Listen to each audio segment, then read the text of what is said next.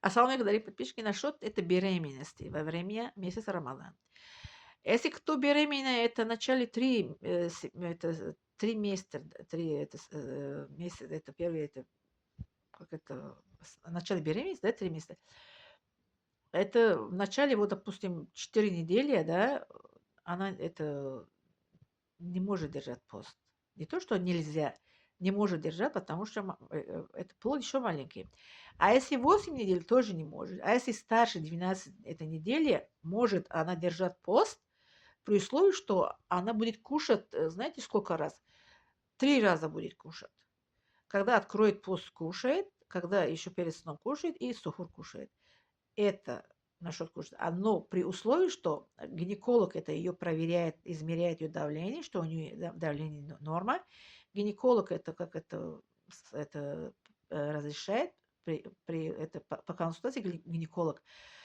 Когда я была беременна, я читала в книге, что беременность это не болезнь. Беременность это не болезнь. Я обратила к гинеколог, я сказала, что я хочу держать пост, скоро у нас будет месяц Рамадан, а у меня плод было это старше 12 этой недели. На 4-й месяц я была беременности.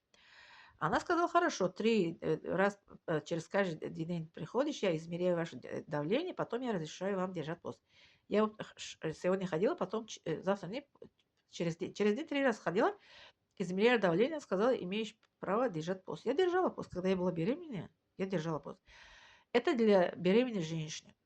Только по консультации этого врача может держать пост. Религия ислам разрешает держать беременную женщину по назначению врача.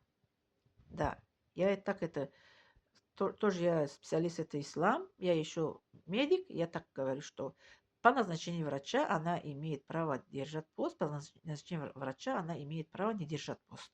Насчет беременной. Беременная девочка. Вот. А насчет кормления груди, я когда кормила своего ребенка, тоже держала пост. Мой ребенок не был маленький, ей было 6 месяцев, да. Я держала пост, и тоже как это долги у меня не были. Я держала. Я их и кормила, и держала. Вот при этом тоже это 3 раза это надо кушать. Когда вы кормите и когда вы беременны, 3 раза должны кушать.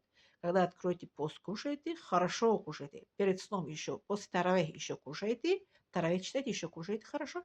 И сухур тоже кушайте хорошо, потому что кормите, потому что вы беременны.